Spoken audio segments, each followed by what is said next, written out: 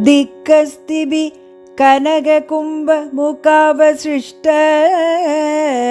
स्वर्वाहिनी विमलचारुजलाप्लुताङ्गी प्रातर्नमामि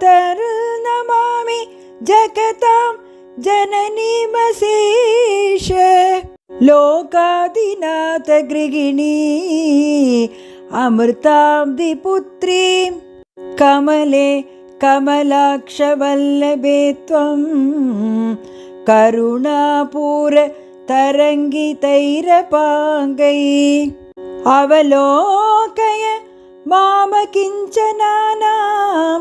प्रथमं पात्रमकृत्रिमं दयाया स्तुवन्ति ये स्तुतिभिरभूभिरन्वहं त्रयीमयीं त्रिभुवनमातरं रमां गुणादिका गुरुतरभाग्यभाजिन भवन्ति ते भुवि बुधभाविदाशया भवन्ति ते भुवि புதபாவிதாசயா. யானைகள் தங்கக் குடத்தில் உய்ய நீராட்டும் உடலை உடைய தெய்வத்தாயே, திருமாலின் திருமார்பில் திகழ்பவளே, பார்க்கடலை தேவர்கள் கடைந்தபோது கிடைத்ததற்கரிய அமிர்தம் உண்டாகியது.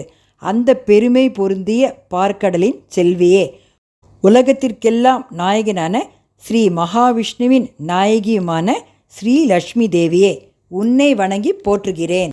தாமரை மலரில் இருப்பவளே, கமலக்கண்ணனாம் ஸ்ரீ விஷ்ணுவின் காதலியே, கருணை வெள்ளமே, உன் கடைக்கண் பார்வை வேண்டி உன்னை துதிக்கும் இந்த வறியவனின் பிழை பொறுத்து தரித்திரத்தை நீக்க வழியை காட்டி அருள வேண்டும்.